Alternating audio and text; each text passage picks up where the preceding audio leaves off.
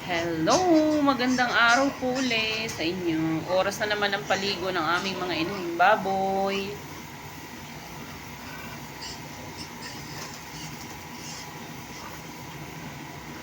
Ilang beses nga po ba talaga dapat paliguan yung mga inahing baboy sa loob ng isang araw?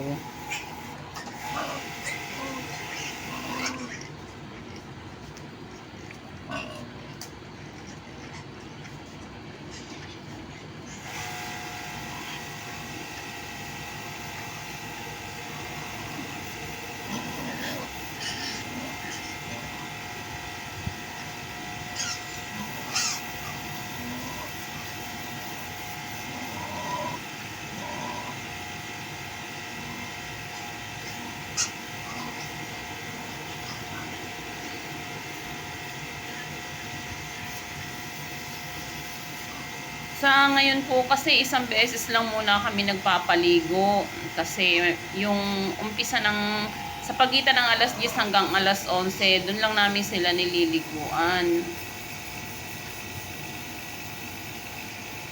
Kasi hindi naman ganun kainit.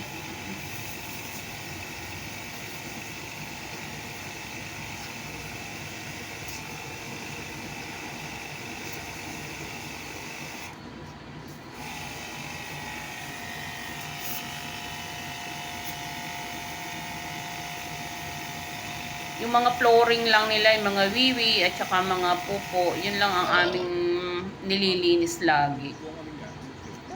Lipat naman tayo dito sa isa.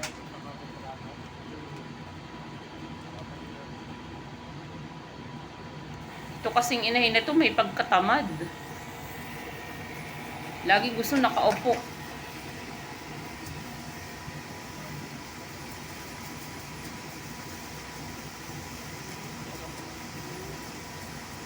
Pero pag sobrang init naman, ginagawa naming 2 beses sa isang araw.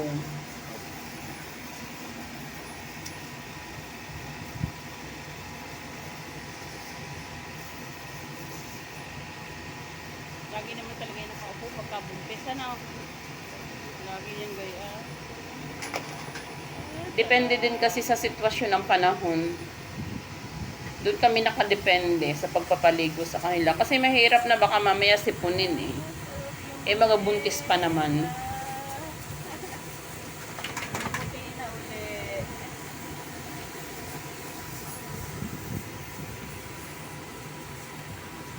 So, sarap na sarap siya eh.